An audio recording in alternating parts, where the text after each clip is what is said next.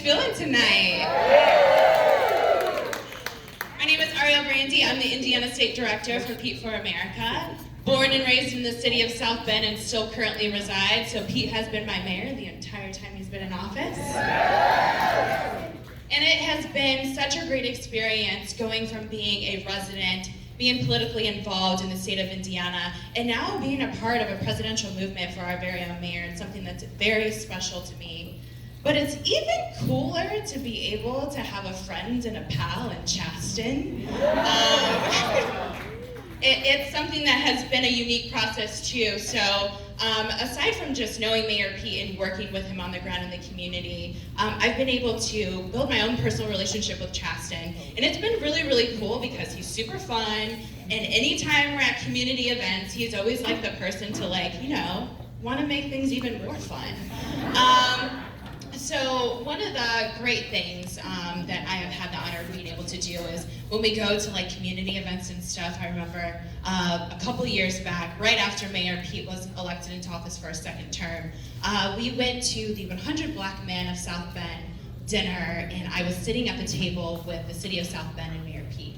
And sitting next to me was Chasten. And the entire time we were cracking jokes and just having fun at the dinner and really enjoying the vibe. And that's exactly what you get from him. He's genuine, he's fun, he's exciting, and he also likes to learn and listen from South Bend residents and make friends along the way throughout this campaign trail. We've been able to see him create his own agenda already for what he thinks is important throughout this entire cycle, and he's also too hosting his own events. What other presidential campaigns, significant others doing that? He's doing it, and he's doing it with grace, and he's having so much fun while doing this on the process.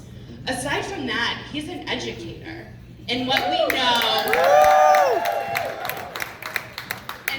know in 2020 is that education is on the ballot, specifically public education. And we know how important it is for our educators to be given not only just a living wage, but to be paid for exactly what they're doing to ensure that our children have a great future. And to be able to have a first gentleman, our future first gentleman, that is, has the insight of what it's like to be in the classroom. It is such an honor to be able to have someone like that be alongside Pete, leading us further into what we need for this country. And it is such an honor to have a friend and a pal in our future first gentleman, Chasten Buttigieg.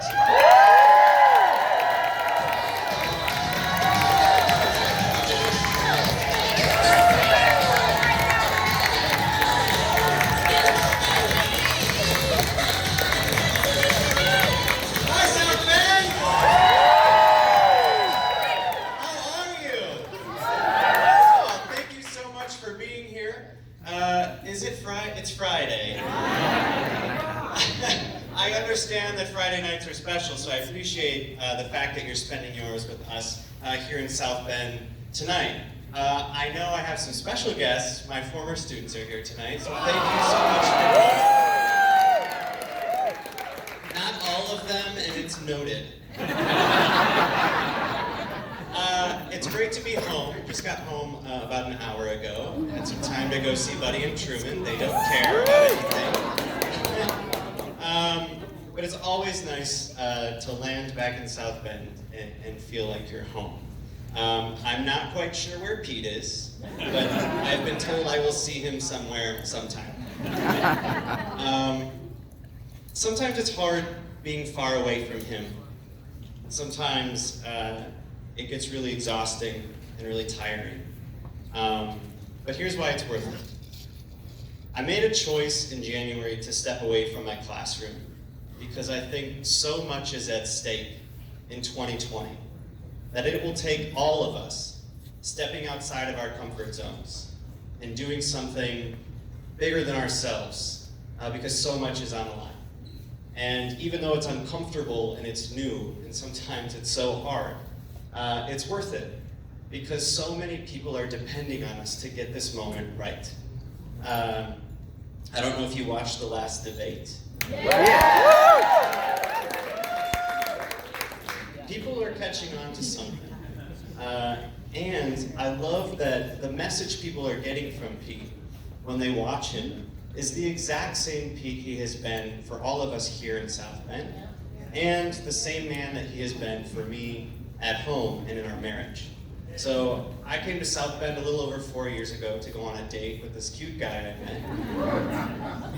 Hesitant because I had grown up with a lot of prejudice about who politicians were and what politics can and cannot do for me. So I grew up taking a lot of messages from Washington that told me as a queer person that I was unloved, unwelcomed, I was a burden, something less than, and frankly wrote off politics. And then I fell in love with a politician. But Pete was very cute and very kind, so I agreed to drive over to South Bend, Indiana, which if you are willing to drive to South Bend, Indiana, it's got to be, to meet someone pretty spectacular. I was living in Chicago at the time, getting ready to start grad school at DePaul for my master's in ed, but agreed to make the drive. And we shared a pint and a Scotch egg at Fiddler's downtown. And he was so charming. And I was nervous that once we left Fitz, would he become someone else? When he stepped out into his community, would he pretend to be a different version of himself? And he wasn't. We walked over to the ballpark, we watched the game. He took me to the river lights to show me the display. And all along, people kept coming up to him, talking to him, yelling at him, everything you interact with when you're mayor. And I watched as he empathetically tried to connect with every single person he came in contact with, tried to help, listen, and that told me, you know what? I think I could drive to South Bend again. And I'm glad I did. I am glad that the person you are falling in love with and that the country is falling in love with is the same person I fell in love with 4 years ago. And I'm so happy to share him with you. So when we kicked this thing off, I made Pete make two promises to me. One, that we would have fun, because if you can't have fun, what's the point? And two, that we would be our authentic selves. And I meant that because I wasn't willing to give up everything and throw our marriage into something so scary, and sometimes something really hard, if I had to pretend to be someone else. What's the point of doing this if you can't be your authentic self? And he made me both of those promises. He's kept both of those promises. And I'm so grateful that we have built a team that appreciates us for who we are and builds on those strong values that we all share, mostly belonging and joy, which I seek to bring all across the country as I spread our campaign's message. One, that we can have fun along the way, but two, that everybody belongs. So for most of you here at home, you know a lot about me already, so I don't have to give the rest of the monologue. So I'm going to bring Ariel back up, and we're gonna answer some questions that you've submitted. I look forward to answering as many as I can. I hope they're not too hard. All right, so this question is from David from South Bend. How do you maintain the energy necessary for campaigning? I don't know. I honestly sometimes, when I think we were in, New York yesterday. Today. It was today, yeah. And the team's in the car, and I was like, whew, what a day. 3 more things. Like, just 3 more things. Like, oh, we're still going. So, it's a lot of caffeine, but it's the will to share a message, I think, that's so important. Because every event we build, every place I visit, every group of people I get to meet with, it's so important that they feel like they belong in this campaign and that we connect with as many people as possible. So when there's one more event between me and dinner, and it's a group of LGBTQ students at their high school GSA, that's worth it because every single kid in this country, especially students who are LGBTQ, deserve to know that they belong and that there are people willing to go to Washington to fight for them, and that soon enough they will have a president and a first gentleman who are doing everything they can possible. So you go to the next event.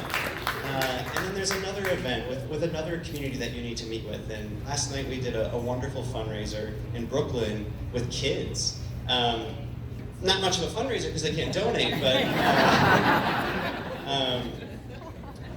we shook a little change out of their parents, but because so much is at stake for kids.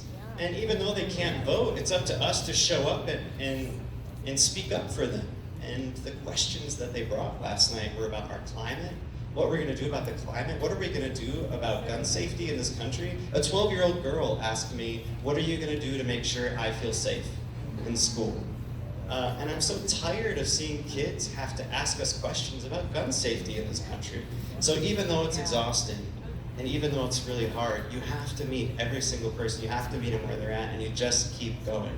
And then occasionally, Pete and I will take a couple hours off to recharge our batteries. The next question is from Elizabeth from St. Joseph, Michigan.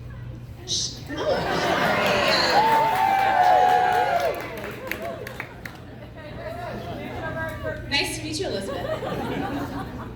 She said, you've told stories about teasing Pete about Blinkerfield before. Has he ever teased you, and what did he do?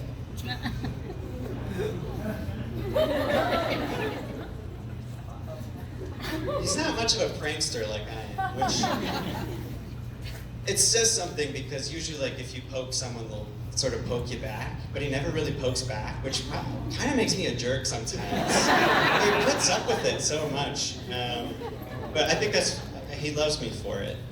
He did recently, it's not really a prank, but 2 days ago, or whenever the debate was, he was preparing for the debate, and he was getting dressed in the hotel room. And I picked up the debate packet, and I was flipping through it, and I was firing questions at him. And he plays along, and so I was throwing every wrench possible, and throwing some really sharp questions at him, because we knew the knives would be coming out this week. And then I said something, I don't remember how I phrased the question, but it was like some insult for being gay, preparing him for the fact that someone might try to hit him on that. And then I'm flipping through the debate packet while I hear him give this answer, because I just assume all the answers are fine, so I keep. And then I hear him say, blah, blah, blah, and you know, I ain't trying to mess with your self-expression, but I've learned a lesson that stressing and obsessing about somebody else is no fun. And I like looked up from the packet, I was like, did you just, he was like, yeah, I quoted Taylor Swift. So he has a good sense of humor, but I'm glad he puts up with my jokes too. This is a really good one. So Michael Elgin from Indiana, he asked, have you thought about what your agenda would be as first gentleman?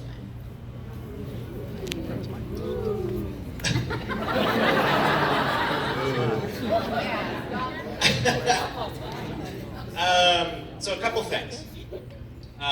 First of all, the White House is the people's house. It belongs to the people. It represents the entire country.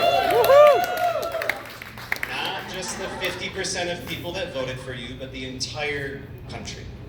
And when you are granted the tremendous opportunity of representing all Americans in that institution, you have a responsibility to show up for them. And part of showing up for people is making sure that in all of your work and your words, you make sure people feel accepted, that they belong, that they fit, and especially for the young people of this country, that they know that they are cared for and loved, and that the president and the first gentleman are constantly thinking about how they're going to make sure everyone in this country feels like they fit in this American project. So that's step one, because I think we're not getting any of that out of this White House. And I worry about I worry about young people. I worry about the messages that young people are getting from this administration in Washington that tell them they don't care. And I meet with young people almost every day. And it's sad to hear them talk in a way that makes me feel like they've given up. Kids ask, what's the point? Why should we vote? And even kids who can't vote say, it's all irrelevant. The planet's burning. You're handing us a dying planet. You're handing us a broken politics, and you're making us feel like we don't fit. So what's the point? And the point is to always, in your work as president and first gentleman, make sure kids don't think that way. They don't feel that way. They feel like they know that they are loved and they belong. That's just step one. And this president and first lady could do a lot of catch up, making sure that everybody feels like they fit in the American story.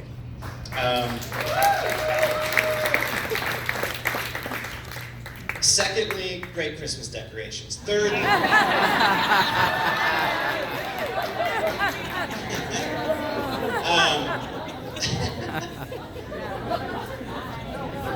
I feel like there's a mild pressure this year in how I decorate the house for Christmas. We're like, that guy thinks he should be in the White House. So, very early on, when people would ask me this question, I was very hesitant to say what I knew was in my heart. And this comes back to something that's been seated very deeply since I was young. I've cared about theater. I've been a theater kid, a theater geek, ever since I was very young. I became a theater teacher right out of undergrad. The best work I've ever did as a theater educator was devising a program called Next Steps in Milwaukee, which was a program for students with autism. All right, Milwaukee! The best thing about that program was we had kids come into First Stage who had never been to a theater class before. Had never been in a space that welcomed them before, that allowed them to explore their creativity and explore what makes them unique and explore the world around them and learn more about themselves. Just the best work that you could do as a theater teacher. And I wanted to immediately say that arts education would be my platform, which it will be, by the way. But I found myself hesitating to say that. And then I caught myself. Because from a very young age, we are told that the arts don't matter. That they're not as important as everything else. And what's the first thing to get cut when it comes to spending? The arts and the humanities. We don't value them enough as a nation. Even when I went to college and wanted to become a theater educator, people would say, you're not going to get a job. That's not a real degree, right? That's not a real field to study. And so we always take in, especially for artists in this room or arts educators, even teachers nowadays, people are telling kids not to become teachers because we don't value it enough. And I caught myself.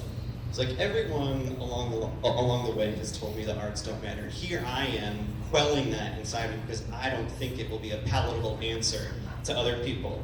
And we're not going to do that anymore. It'll be arts education. This country deserves strong, quality, equitable arts education, meaning no matter what your zip code or your ability is, you have access to arts programming that makes you feel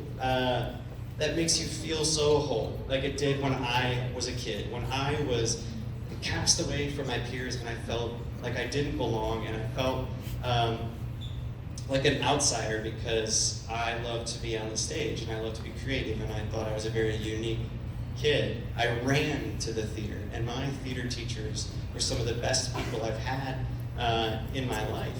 And I want to make sure every kid in this country has that opportunity to be in an arts program or an arts space or an experience in education with an arts educator that makes them feel the same way. So I'm going to advocate for arts education and I'm going to advocate for teachers because we don't value teachers enough either.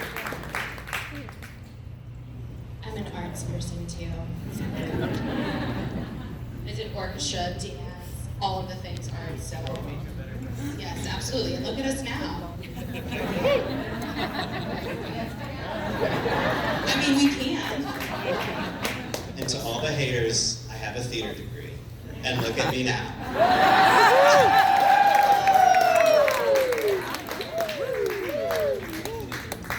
All right, the next question is from Eddie from Gurley, Alabama. Edie. Oh, Edie! Wow, everybody's up in front. I love it. Correction, this is from Edie, and she's here in front with us, ready to correct me, which I welcome. And that's very true. So her question is, very fitting, what is your go-to, tried and true, teacher techniques when you feel you're losing control of the class? Oh my God. I feel like we should ask former students. You know, I gotta say, I never lost control of the classroom.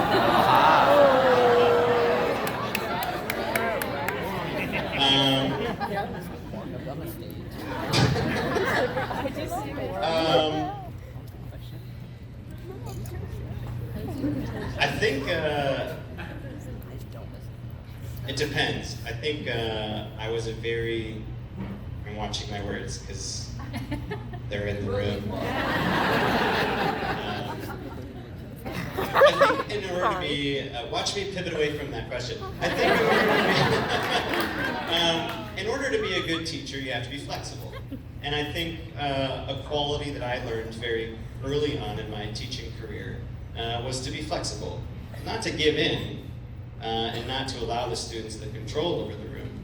But sometimes my students would hold me accountable, which I encouraged and appreciated.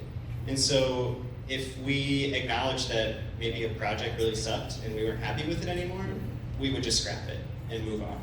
And so sometimes when students would come to the table with feedback, the most important thing is to hear them out. And so I, as a teacher, thought that school should be fun. Kids come to school to either be loved or to learn. And you have to figure out every day what they need. And sometimes you hit the sweet spot where they're there for both every day. But sometimes students are only in your classroom because that's the safe space for them to be in. And they're not there necessarily to learn anything about world history or literature. They're there because you've created an environment that makes them feel safe and welcome. And when students are ready to learn, that's when you just shower them with such creative projects and assignments that inspire them. Matthew, I'll wait.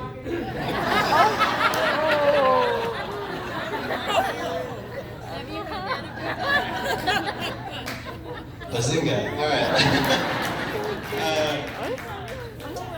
Yeah, so I was always willing to hear my students out. But also always want to, hi Matthew.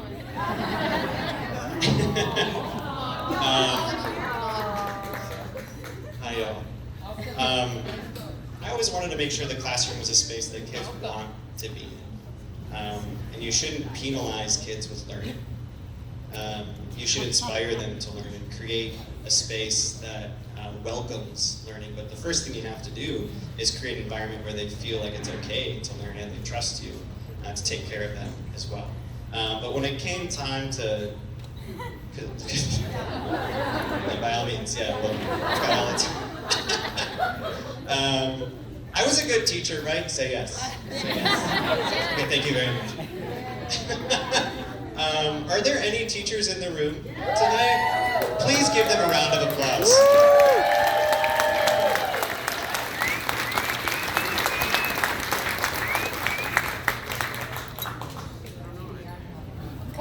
Hello. Hey. Thank you so much for your service to all the teachers in the room. My daughter was very jealous when you left the school and she was there and you weren't her teacher the next year. But she still loves you. The next question comes from Anna. She's from Warsaw, Indiana. Is she up front? The question is, what is your favorite holiday and why? Hard-hitting questions here tonight. I love it. My parents made Christmas time so magical growing up, and when I think back to that time in life, my parents were raising 3 boys.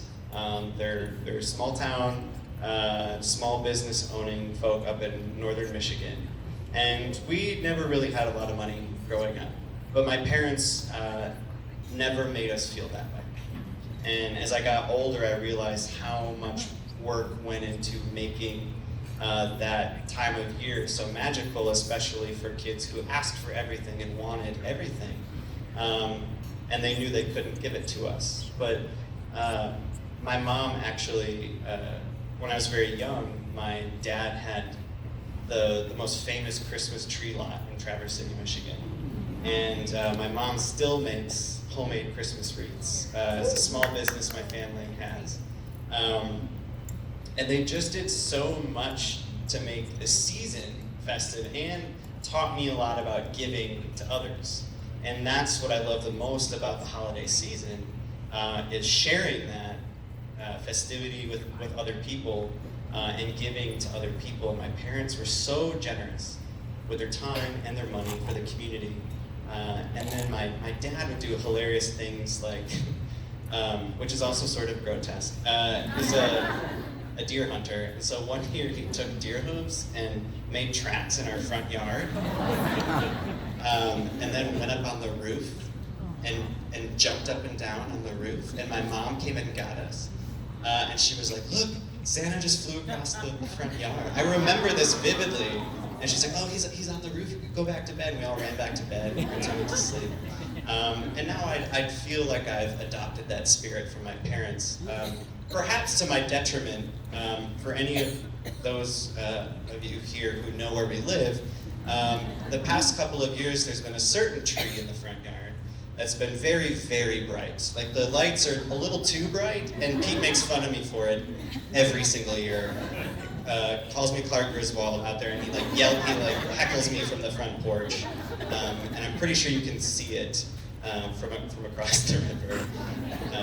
But I love that time of year, and it was a really special time to share with my students because every week we went to the South Bend Center for the Homeless, and students had the great idea last year, 2 years ago, to collect winter clothing for the Center for the Homeless, and every week for like 2 months we got to bring bags and bags of donations to the center. And then during the holiday season, we did arts and crafts with the students at the center and just got to share so much time with people. And I think that's what makes the holiday season so special, and that what we all can do is just share our time with others and make them feel like we did, seen and loved. And that's very true. I know you gave us some special gifts at HQ. You came with decorations, guys. Candles, decorations, all of the things. So it's definitely within him to be able to do that. So it's great. The next question is, how was the trail? What are you seeing and feeling?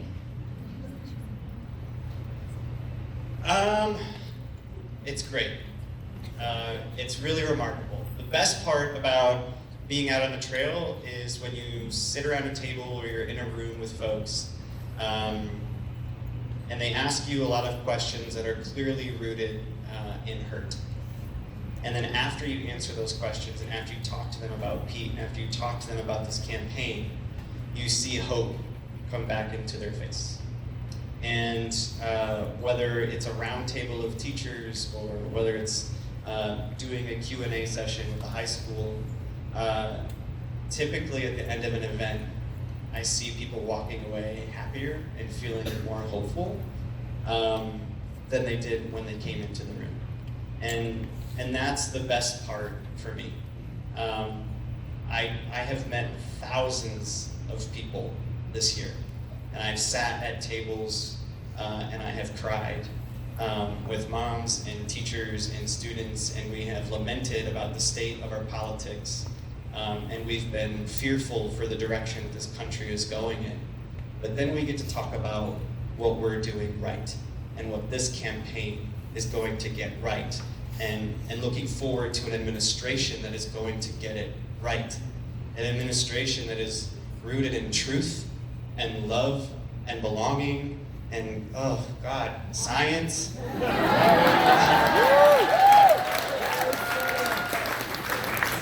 It's so needed. So, like we said, the drill is exhausting. It's inhuman. It doesn't make sense. I don't know how we do it. I don't know how Pete does it. I mean, he was up for like 18 hours the day of the debate, and then got 3 hours of sleep, and then was on Morning Joe. Like just got up and went to Morning Joe. I could barely like make a cup of coffee in the hotel room. I don't know how he does it. But we just keep going. You have to keep doing the work. You have to roll up your sleeves, and you have to work harder and harder. And even though some of these poll numbers that are coming out are promising, that doesn't mean we get to celebrate for too long. Heads down, laser focused, because we haven't achieved everything we want to yet. And that's why we're committed to doing the work, to making sure that we're showing up everywhere and meeting people where they're at. The hard part is being away from him. But he does remind me that this is temporary. It's 9 years, and then we can get back to a little normalcy.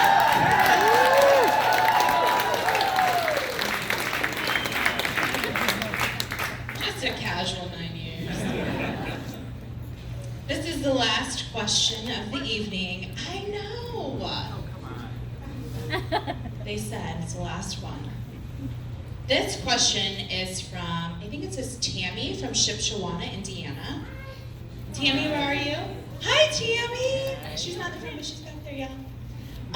The question is, what do you foresee being the biggest challenge for you in transitioning into the role of First Gentleman? And what do you see being the biggest challenge for Buddy and Truman? Oh man, I don't know about Buddy and Truman. I'm a little worried about Buddy. Truman is very docile. He will sleep anywhere, but Buddy is going to destroy the place. So, got to keep like any historical busts like kind of away. Got a lot of platforms that you can jump onto.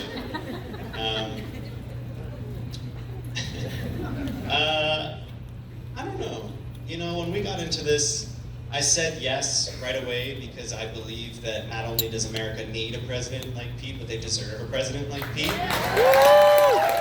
Which makes sharing him with you so easy. But I didn't know what that meant. I didn't know what it would mean jumping into the presidency. And as we've seen, it can get really nasty out there. And it can be really hard.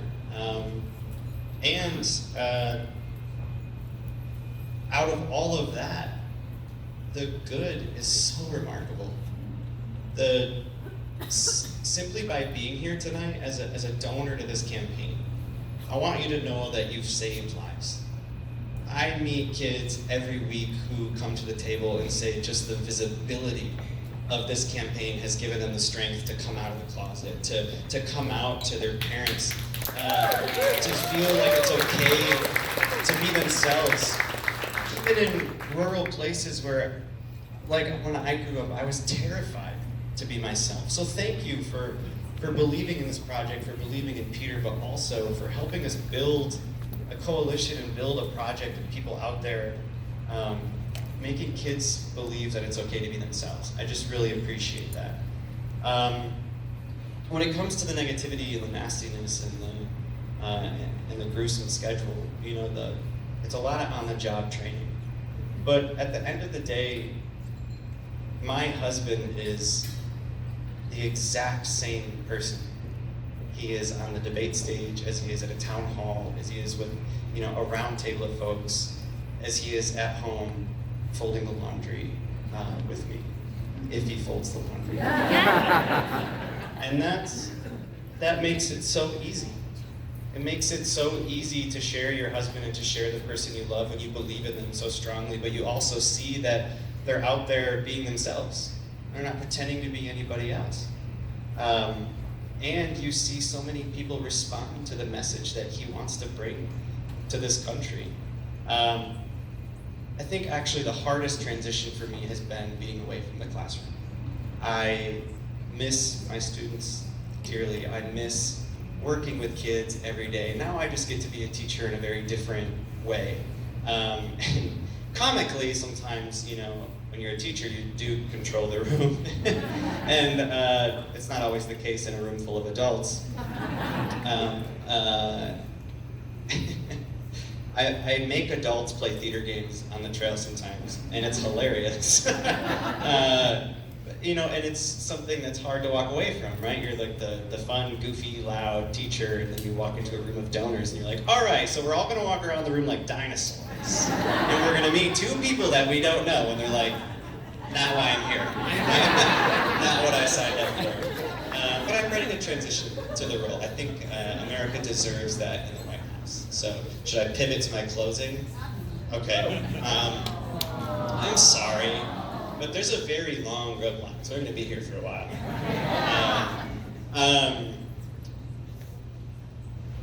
Thank you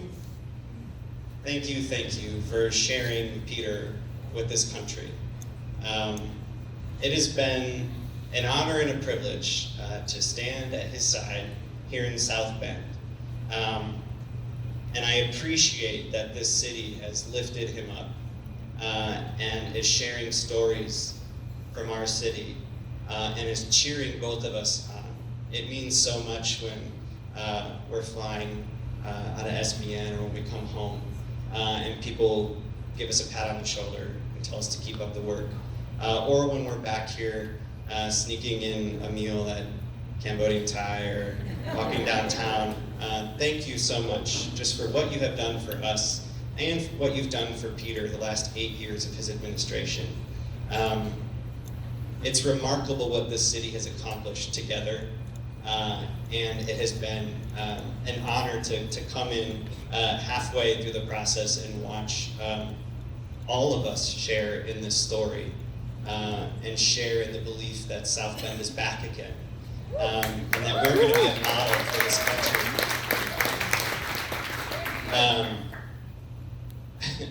Being first gentleman, to me, only meant making sure that I was out there representing an administration well and making sure people in the city knew that they belonged. And sometimes that was hard, and sometimes it was the most gratifying. From one end to being picked on in the grocery store, especially during the Smart Street saga. Thanks for your constructive feedback. To standing in gymnasiums and watching Pete put up a card table and listen to his constituents, and getting to, they got 5 minutes with Pete at the card table. They usually got 15 minutes with me in the back of the room at the cookie and punch station. But I learned a lot about this city, and what I learned is this city is capable of great things when we work together and when we believe in one another. And I think that's a model for what this country can do when we work together and when we believe in one another and believe in the power of coming together to get things done. So I think it's time for a mayor to be in the White House, and I'm so glad and grateful that you're willing to share yours with the rest of the country. Thank you so much for believing in us. Thank you for the warm welcome home. It's been an honor and a privilege, and I can't wait to see you out on the trail again. Thank you very much.